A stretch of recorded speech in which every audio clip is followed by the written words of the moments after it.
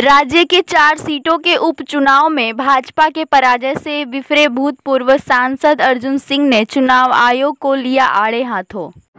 যেখানে election commission paramilitary সবই বিক্রি হয়ে বসে আছে, মানুষের নিজের গণতান্ত্রিক অধিকার প্রয়োগ করতে পারছে না, বাড়ি থেকে বেরোতে দিচ্ছে না, পুলিশ টুটু জগন্নাথ আছে, ইলেকশন কমিশনের কোনো ভূমিকা নেই। আমার তো সেই দিন মনে পড়ছে যখন 2020 সালে, আমার ঠিক মনে 21 সালে 2021 সালে ম্যাড্রাসের একজন বিচারপতি, ম্যাড্রাস হাইকোর্টের মহামান্য বিচারপতি বলেছিলেন कि इलेक्शन कमिशनर एगेंस्टे 302 मामला हुआ उचित। आज के आमी बोलছি गणतंत्र हत्या करार जन्य इलेक्शन कमिशनर एगेंस्टे मामला करा उचित। एरा गणतंत्रेर हत्याकारी, एरा मानुषेर भोट अधिकार प्रयोग कराते पारছে ना, एरा गणतंत्रके ध्वंस करছে।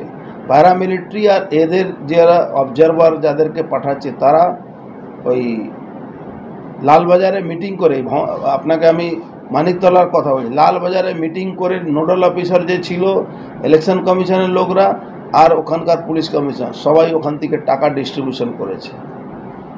এই ধরনের মানিকতলা যে ভোট হয়েছে, অন্য 3টে জায়গায় যে ভোট হয়েছে, মানুষ নিজের অধিকারই প্রয়োগ করতে পারে, সেখানে রেজাল্ট নিয়ে তো কোনো আলোচনাই করা উচিত না। যেখানে মানুষ ভোট দিতে পারছে না, একটা হাই রাইজ বিল্ডিং মানিকতলাতে 980টা ভোট আছে, সেখানে 3টে অবধি মানুষ 9টা মানুষ বেরোয়নি ভোট দিতে গেলে, সেখানে প্যারামিলিটারি ইলেকশন কমিশনের কী ভূমিকা ছিল?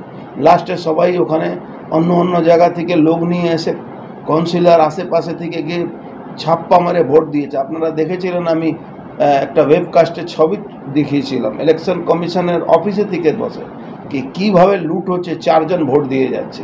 কি হলো? সেই বুথে কি রিপোল হলো না? ইলেকশন কমিশন টোটালি বিক্রি হয়ে গেছে, প্যারামিলিটারি টোটালি বিক্রি হয়ে গেছে। কোন পদ্ধতিতে ভারতবর্ষের রাষ্ট্রপতি এই ইলেকশনটা করাবার জন্য ইলেকশন কমিশনে কে কী ইনস্ট্রাকশন দেবেন, আগামী দিন এরই অপেক্ষা আছি আমরা। আর সুপ্রিম কোর্টে একটা মামলা করব, আমি আমার লয়ারদের সঙ্গে আলোচনা করছি কি মামলা করব ইলেকশন কমিশনে, এই গণতন্ত্র হত্যাকারী হিসাবে তাদেরকে পার্টি করে আমাদের মামলা করব।